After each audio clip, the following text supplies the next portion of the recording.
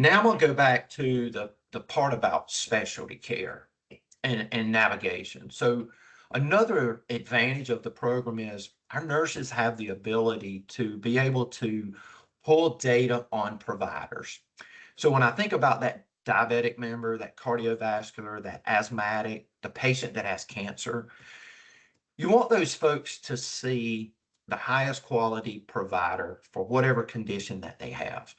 Because I know from a statistical perspective, if I see a high quality provider, long term, I can control the employer's cost by 28%. Going to cost us less to treat that member if they're seeing a high quality provider versus an average or low quality provider.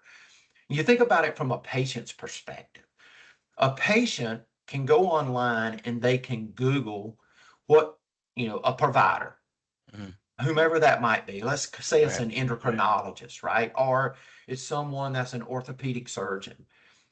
I like to associate it with the Titanic, right?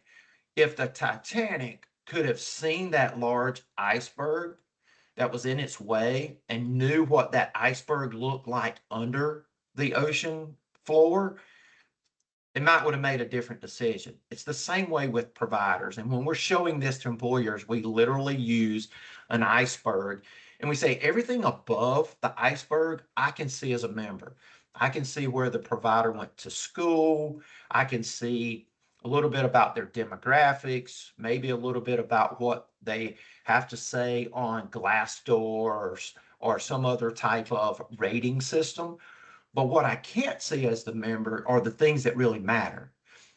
Think about it as someone going in for an orthopedic surgeon to have their knee replacement or hip replacement. I want to know how many surgeries this individual has completed. Of those, I want to know how many people have been readmitted because of an infection rate.